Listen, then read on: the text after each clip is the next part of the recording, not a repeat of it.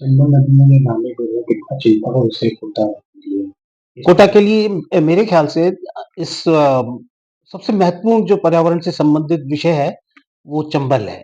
क्योंकि न केवल कोटा बल्कि आधे राजस्थान को चंबल के पानी की ज़रूरत है।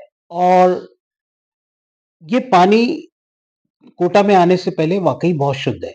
लेकिन कोटा में आकर के करीब 300 एमएलडी सीवेज हम इसमें मिला देते हैं। कोटा एक बड़ा शहर है और ज़्यादातर जो उसकी आबादी है नदी के दोनों तरफ बसी हुई है, तो सारा का सारा सीवेज नदी में ही डाला जाता है। और जो एसटीपी बने हुए हैं उनकी क्षमता इतनी नहीं है कि इस बड़ी मात्रा में वो सीवेज को ट्रीट करके और नदी में मिलने दें।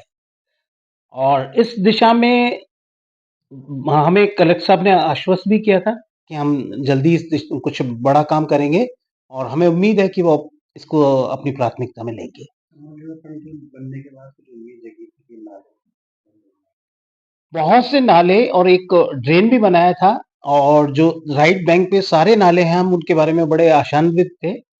कट्टी का नाला है, द्वारकाधीश का नाला है, मस्जिद वाला नाला है। इन तीनों नालों की जो क्षमता है वो 5 एमएलडी है। इन तीनों नालों में 5 एमएलडी सीवेज निकलता है।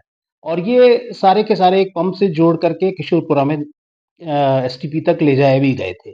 बाकी नालों को नयापुरा के वहां पर पंप किया जाना था और साजी वो धाकड़खेड़ी में ट्रीट किया जाना था।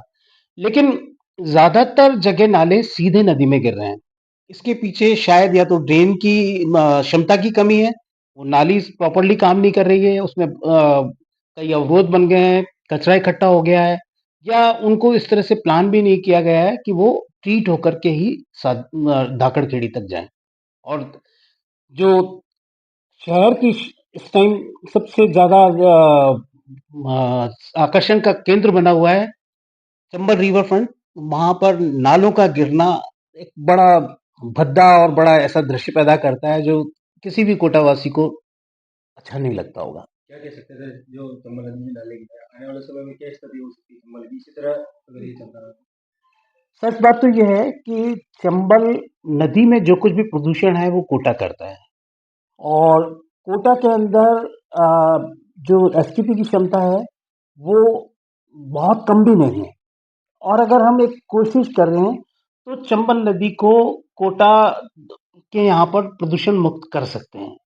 और ये चीज बस एक हमने अभी कितने हजारों करोड़ रुपया खर्च किया है एक रिवर फ्रंट पे उसको सुंदर बनाने के लिए।